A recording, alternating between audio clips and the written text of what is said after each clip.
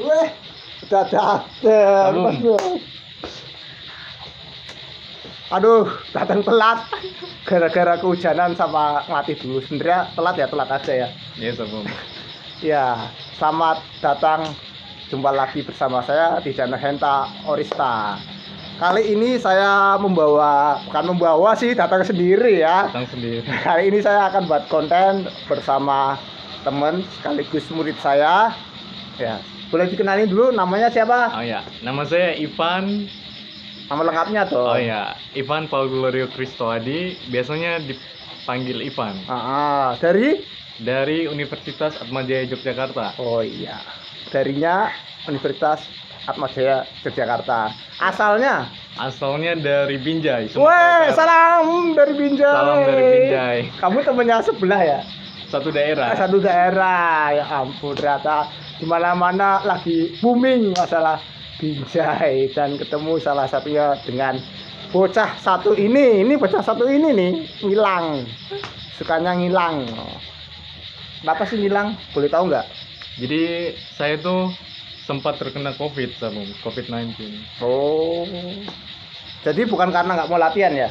Bukan karena nggak mau latihan. Gimana tuh ceritanya kok bisa awal mula kena COVID gitu? Awal mulanya itu awal-awal pandemi. Maju lagi dong biar suaranya. Awal-awal pandemi saya diajak teman saya pergi ke pantai untuk jalan-jalan. Nah, terus kami rame-rame itu ada 6 orang menggunakan 3 motor. Jadi saling boncengan ya. Iya. Nah, pantainya itu letaknya di Kulon Progo, Sabum. Oh, Kulon Progo. Iya. Itu perjalanan dari rumah teman kami. Jadi kami kumpul dulu ke satu tempat, rumah teman kami. Terus bareng-bareng kami berangkat ke pantai di Kulon Progo. Itu berapa lama perjalanan tuh? Kalau dari tempat tinggal kalian? Kalau perjalanannya 3 jam. 3 jam. Sampai di sananya menikmati wisatanya berapa lama? Sampai di sananya 30 menit. Perjalanan perjalanan kebalik ya? Iya. Di jalan 3 jam. 3 jam. Nikmatin wisatanya cuma 30 menit. Seperberapanya jamnya itu kalau nikmatinya? Iya, Sabum, kan kayak kurang puas gitu. Itu pun kami udah capek banget di perjalanan. Itu kalian nggak perhitungan ya? Iya. Lama perjalanan, nikmatinya cuma 30 menit. Terus belum lagi pulangnya. Worth it nggak menurut kalian? Worth it nggak menurut kamu sendiri?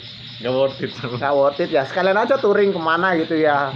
Wisatanya cuma di satu tempat. Nah, itu awal mulanya kan berarti kan kalian agak nakal gitu ya. Iya, Sob. Nakalnya kan waktu itu berarti udah ada himbauan ya sebenarnya ya.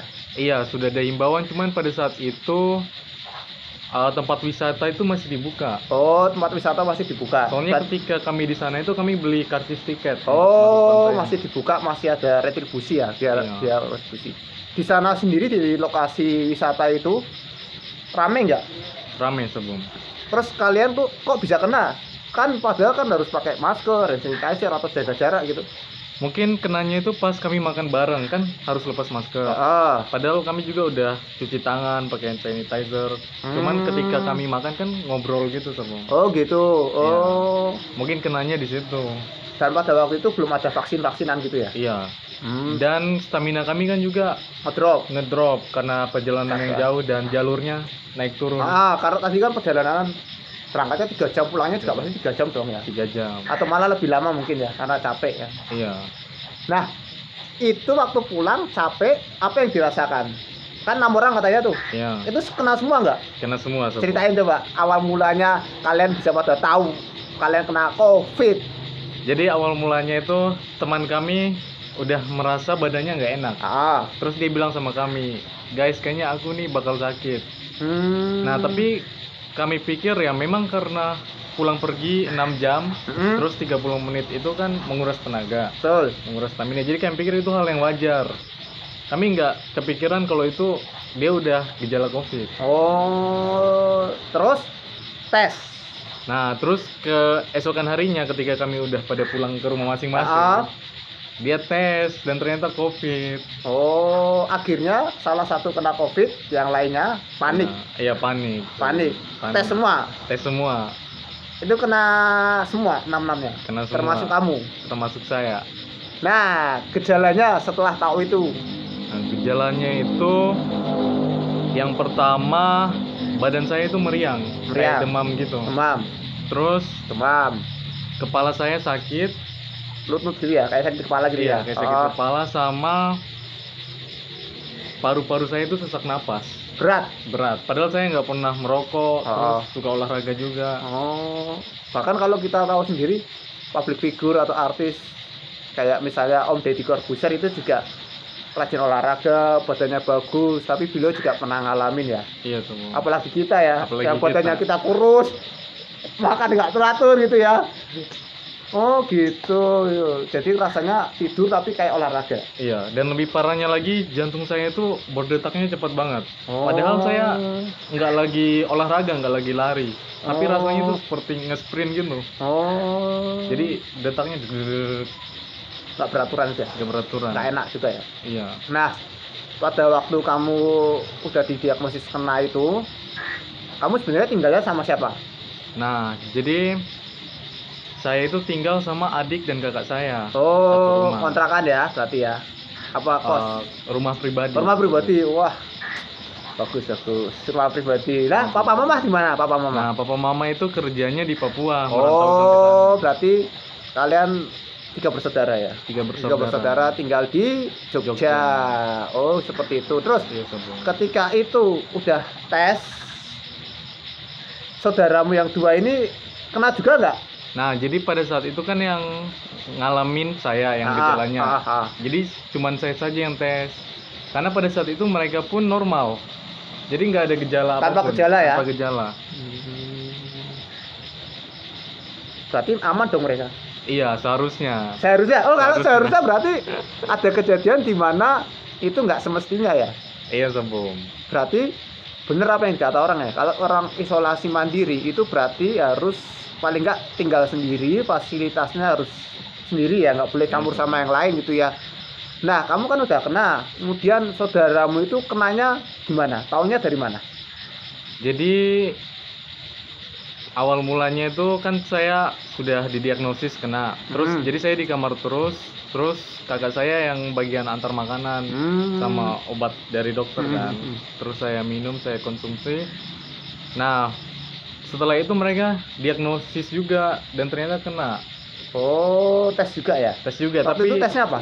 Antigen, PCR? Yang pakai ditusuk ke hidung itu. Berarti antigen ya? Antigen. Ini kita tanya yang ditusuk ke Antigen. hidung itu ada banyak ya? 1 PCR, 1 antigen. Iya, yang mahal apa yang murah? Harganya berapa waktu itu? Kalau sekali tes? Waktu itu dengan obat-obatan kurang lebih 700.000. Berarti antigen ya? Berarti ya? Mungkin ya? Mungkin. Kalau PCR kan pada masa itu tahun berapa sih kamu kenanya itu? Antara 2019 atau 2020. Oh iya, berarti ya harga segitu ya, nggak lebih dari sejuta, berarti mungkin antigen ya, berarti tesnya antigen. Kena ya? Kena. Nah, kalian akhirnya satu rumah 3 kena? 3 kena, 3-3-nya. Nah, terus 3 kena ini gimana? Berarti kan kalian isolasi mandiri. Iya. Terus kalian ngurus misalnya makan atau nggak kemana-mana, itu ada perhatian nggak sih dari misalnya dari mana, kayak dari lingkungan atau dari dinas kesehatan atau dari organisasi mana gitu, ada nggak? Kalau kayak gitu ada dari mana aja bantuannya? lingkungan gereja, Lingkungan gereja sama dari kampus. dari kampus. Jadi kampus bagi sembako gitu. Dan kamu tahu kalau ada mahasiswa yang terkena COVID gitu, kamu laporan gitu nggak? Kampus itu membantu untuk mahasiswa yang masih di Jogja. Berarti yang mahasiswa nggak bisa pulang kampung karena waktu itu nggak boleh pergi keluar ya? Iya. Gitu. Tapi kampus nggak tahu ya kalau kamu COVID gitu ya? Nggak tahu. Berarti pada waktu itu belum banyak tempat-tempat isolasi mandiri yang disediakan. Iya, sebenarnya. Atau kalau akhir-akhir ini kan, ini tahun 2021 ya, itu kan banyak yang disediakan, banyak yang menyumbangkan gitu ya. Seperti itu. Berarti kamu, kakakmu, adik saya sama adikmu 3 ya? 3 sama pacarnya kakak saya. Soalnya dia waktu itu yang anterin saya naik mobil ke rumah sakit. Dia supirnya. Nah, kamu bawa ke rumah sakit, kan isolasi mandiri. Dalam rangka apa? Ke rumah sakit lagi. rumah sakit itu yang pertama kan diagnosis tadi. Tes. Nah, pas sampai di rumah sakit, ternyata rumah sakit sendiri itu udah kehabisan kuota untuk isolasi, Perawatan. untuk Orang perawatannya full. terbatas, iya full. Nah, kemudian kami ke dokter praktek itu dokter praktek spesialisnya ke dalam berarti ya? Ke dalam. Full juga. Akhirnya kami ke salah satu rumah sakit dan kebetulan pada saat itu kan udah maghrib. Kebetulan masih bisa. Dan ditolong ya, dapat pertolongan ya. Iya. Dan di rumah sakit itu memang full, jadi disarankan buat isolasi mandiri. Berapa lama tuh kira-kira kamu isolasi mandiri? 2 sampai 3 minggu, Sob. Berarti ya sekitar 14 hari sampai sebulanan ya. Iya. 14 sampai setengah bulan sampai 1 bulan ya. Ya. Nah, kamu sembuhnya itu bener-bener apa ya? Nggak ngalami masa kritis atau kamu melalui masa kritis yang banyak orang lalui gitu? Melalui masa kritis, Sob. Jadi pada waktu itu saya udah hampir mati, udah sekarat. Kenapa kok kamu bilang kamu hampir mati? Karena indera penciuman saya sama rasa lebih lidah itu hilang. Itu kan membuat panik. Kemudian paru-paru saya ini sesak napas. Susah napasnya? Iya. Itu pakai bantuan enggak? Oksigen gitu enggak? Enggak. Tapi saya berusaha untuk bernapas lewat mulut. Napas ya? Iya. Terus yang ketiga itu jantung saya nggak beraturan. Nggak sinkron ya napas sama jantung ya. Jadi selain panik itu rasanya kayak berat juga. Berat banget. Gitu ya. Nah, kritis. Tapi kakakmu, adikmu sama pacarnya kakakmu itu kritis juga nggak? Seperti yang kamu alami? Enggak ya. Berarti paling parah adalah kamu. Wah, ini salah satu akibat bandel ya mungkin ya. Saat pandemi malah main-main sama temen-temennya. Mungkin ini anak muda, orang-orang yang di sana waktu itu atau mungkin sekarang masih agak bandel gitu ya, nggak jaga protokol. Ya bisa jadi pelajaran ya, di mana aja tempatnya kayak gimana. Padahal kamu juga nggak ngerokok, nggak minum juga, mungkin juga masih rajin olahraga meskipun nggak latihan secara online juga ya. Ini salah satu teman saya di bela diri taekwondo, makanya dia manggilnya Sabum gitu ya. Nah, ketika kamu tahu kritis dan kamu kondisinya kritis, padahal tadi orang tua lagi di Papua ya. Nah, terus gimana tuh respon dari orang tua sama kondisi kalian di rumah? Nah, karena saya udah merasa saya sudah mau dipanggil Yang Maha Kuasa, saya langsung telepon orang tua saya kan. Terus kayak pesan terakhir. Iya, kayak pesan terakhir gitu, dan itu malah buat orang tua tambah panik. Soalnya mereka kan nggak ada bersama kita. Betul, nggak tahu kondisinya sebenarnya ya. Jadi saya pun udah panik sebelum. Soalnya ini kan pengalaman pertama. Dan pada detik itu saya sadar bahwa ternyata COVID beneran ada. Tuh, COVID beneran ada. Saya bersyukur ya. Saya nggak cuma nonton di YouTube atau dengar dari orang atau artikel gitu, ada orang memberikan pengalamannya kena COVID kayak gimana. Nah, ini salah satu yang perlu kita ambil hikmahnya. Ketika ada orang lain kena, dia mau berbagi cerita. Terus kamu kayak mau ngucapin salam terakhir itu yang ke orang tua ya, karena dengan kondisimu kan mungkin itu putus asa atau psikisnya kan, karena 14 hari itu hitungannya lama loh ya. Iya, sebelum 14 hari itu lama, apalagi cuma di dalam rumah, nggak boleh kemana-mana. Biasanya ketemu sama teman-teman ya. Ketika orang tuamu itu tahu kamu mengucapkan kata-kata itu tadi, terus panik, terus gimana berikutnya? Nah, orang tua saya itu marah. Kenapa marah? Kamu apa yang kamu ucapkan ke orang tuamu? Aku bilang aku kena COVID. Terus orang tua saya marah karena seluruh dunia itu lagi waspada COVID, lagi waspada pandemi ini. Lagi pandemi. Dan kamu malah anggap remeh, malah main keluar sama teman-teman.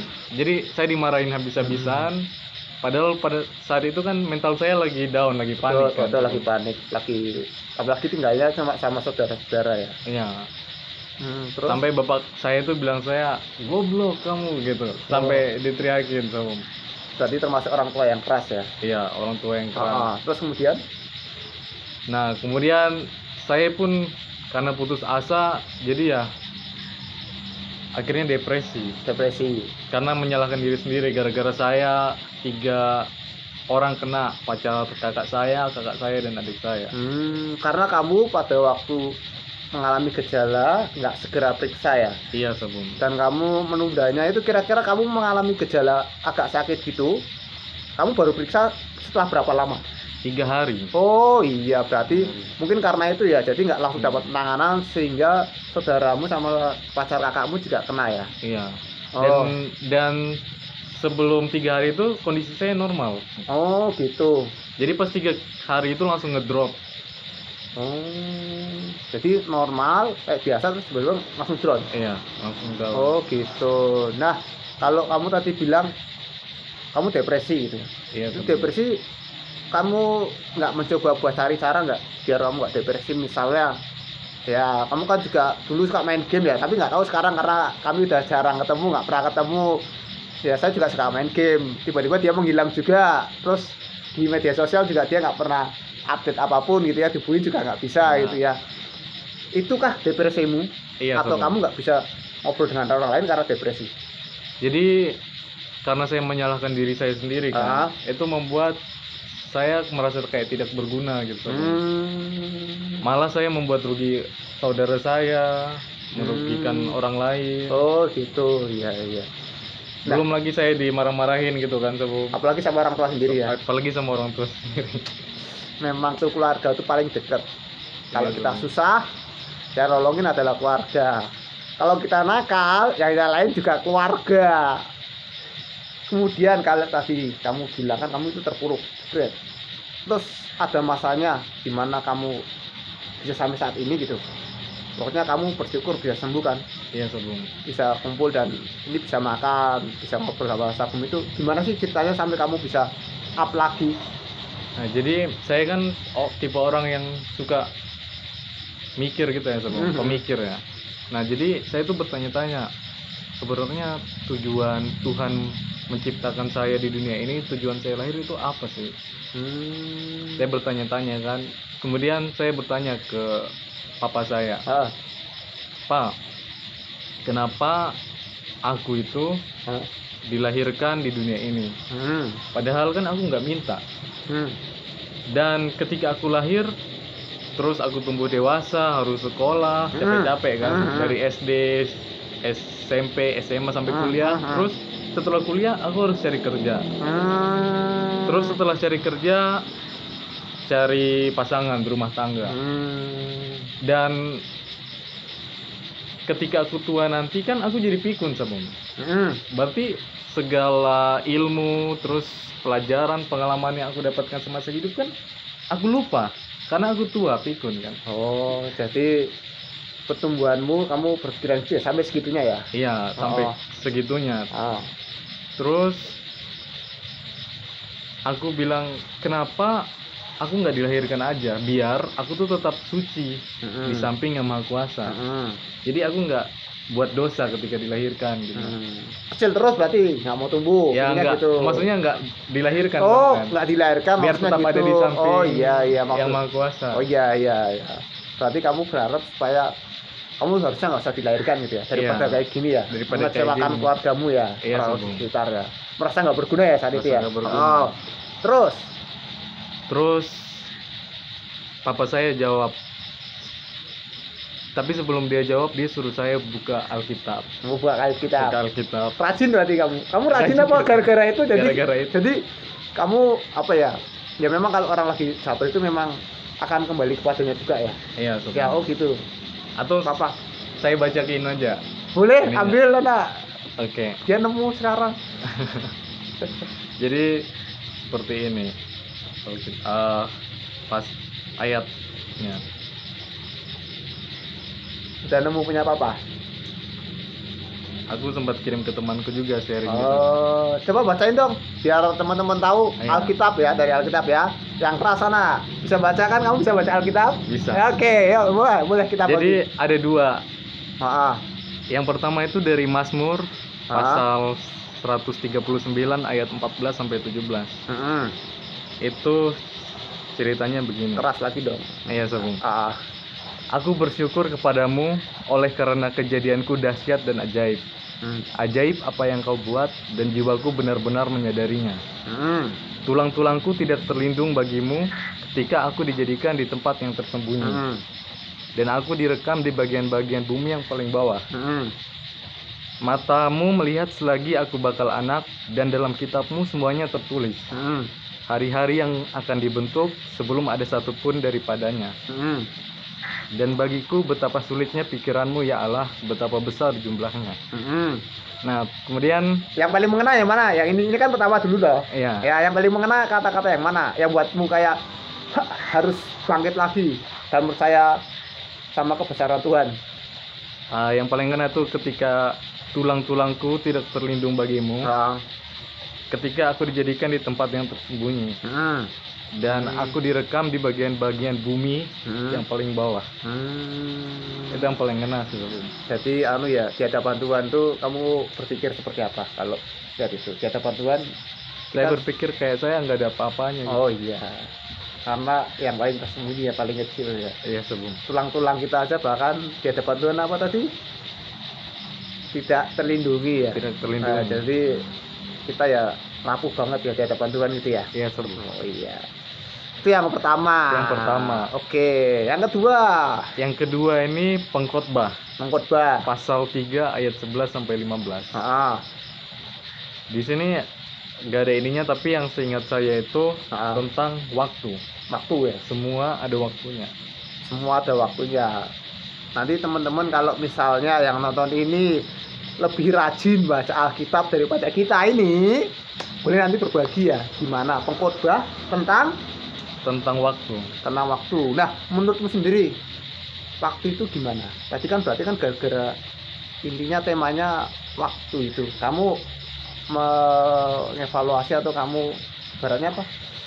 Refleksi. Refleksi, betul, refleksi. Aduh, ngomong refleksi aja susah banget ya ampun. Jangan-jangan saya juga jarang banget mendekatkan diri sama Tuhan gitu ya. Merefleksikan dirimu. Apalagi berhubungan sama tadi kata waktu dalam khotbah itu gimana? Boleh berbagi sama teman-teman? Jadi yang pertama kan Mazmur. Di Mazmur itu disebutkan bahwa kejadian Allah itu sungguh dahsyat. Kejadian Allah itu sungguh dahsyat. Ya, bahkan sebelum dunia ini terbentuk, Tuhan tuh udah punya rencana buat kita. Makanya kita dilahirkan.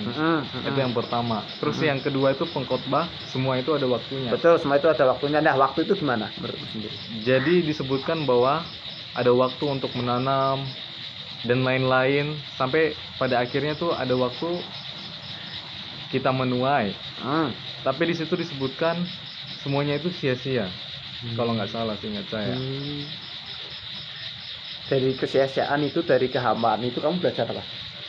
Yang saya belajar adalah mungkin pada saat kemarin tuh yang saya lakukan sia-sia ya. Apa tuh contohnya yang sia-sia? Saya pergi bermain ketika pandemi. Terus saya malah membuat orang lain sial gitu, terkena COVID. Berarti tertular ya, bukan sial ya. Jadi mungkin ini kata-kata dulu dia waktu masih depresi ya. Jadi dia menyalahkan diri sendiri. Kata-kata sial tuh berarti menyalahkan diri sendiri ya, betul ya? Iya, Sabung. Iya. Terus, Alifan. Nah, tapi walaupun semua itu adalah waktu yang ibaratnya waktu yang buruk ketika saya masih nakal, tapi pada akhirnya mungkin saya diberi kesempatan kedua dari Tuhan agar untuk waktu yang berikutnya itu saya menjadi orang yang lebih baik. Ya. Kesempatan kedua adalah saat kamu sembuh. Saat saya sembuh. Nah, jadi ini tadi masih lanjut yang tadi. Oh iya, boleh ya ampun, masih kan lanjut. Tadi masih bacaan. Kan papaku belum jawab kenapa gitu. Jawabannya satu, karena Tuhan mencintai kamu. Terus saya tanya lagi, loh, kenapa Tuhan mencintai saya? Padahal saya belum berbuat apa-apa sehingga Tuhan bisa mencintai saya. Istilahnya saya masih berbuat dosa gitu, Sabang. Jadi waktu kamu depresi, kamu tanya ke papamu, gunamu dilahirkan itu apa? Iya. Kemudian papa memberikan bacaan. Iya, bacaan seperti itu yang kamu sampaikan tadi. Dan kamu tanya lagi ya? Iya, aku tanya lagi karena penasaran. Penasaran. Papa menjawab karena Tuhan mencintai saya. nah pasti karena Tuhan mencintai kita manusia gitu ya. Iya Sobong. Ya berarti gara-gara kata itu kamu move on lagi. Iya, jadi saya mungkin karena support tadi saya akhirnya bisa move on. Oh berarti memang dalam keluarga support keluarga dan mereka bersamaannya deket kamu bangkit lagi. Iya Sobong. Nah ketika kamu bangkit lagi itu saudaramu yang lain sudah sembuh. Jadi ketika papa kami datang ke Jogja, Hah? kami itu sudah dalam keadaan yang normal. Oh kamu juga ada normal. Iya. Oh berarti papamu datang kamu phone lagi. Maksudnya normal secara gejala COVID. Oh gejala COVID. Nah kritisnya itu terlewati gimana rasanya? Ketika terlewati rasanya hampa Sobong. Oh Ketika kita tidak bisa mencium sesuatu. Oh yang tadi saya sampaikan ya. Oh Iya. iya nice. Berarti memang fasenya tadi itu ya selama 14 harian itu ya. Selama 14 hari. Nah ini teman-teman kita belajar ya ternyata tuh COVID bisa nyerang siapa aja ya. Bisa nyerang siapa aja. Karena nggak kelihatan nih ya. Kalau kelihatan aja masih enak ya, masih kelihatan. Misalnya mengancam nyawa kita bisa nggak perlindungan yang berwajib. Kita sakit, terus sakitnya bisa gara-gara luka di luar gitu ya, kelihatan kan bisa diobatin ke ya mungkin dokter, perawat, rumah sakit. Tapi kalau nggak kelihatan ya susah diagnosisnya ya.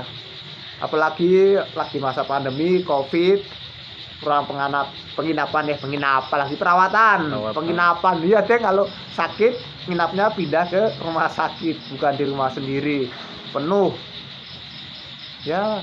Memang seperti itu ya, ketika terjatuh memang butuhnya itu support ya. Iya. Nggak muluk-muluk misalnya aku pengen beli ini makan enak gini-gini enggak ya. Enggak Sobong. Soalnya nggak kerasa makanan. Nggak kerasa karena apapun makanannya kalau nggak sehat ya cuma telan-telan aja gitu ya. Iya Sobong. Nah Ivan ada pesan-pesan nggak nih buat teman-teman di luar sana yang kurang menjaga protokol atau ya masa bodoh lah sama COVID enggak? Pesannya yang pertama, COVID itu memang beneran ada. Jadi kita harus menyesuaikan dengan protokol. Iya. Soalnya waktu saya pergi dengan teman-teman pun kami udah mengenakan masker, udah pakai hand sanitizer. Tapi mungkin kami lalai ketika makan bareng. Dan pada waktu itu belum vaksin juga ya? Iya, belum vaksin. Belum vaksin ya. Oke, itu tuh dengerin. Ini langsung dari yang pernah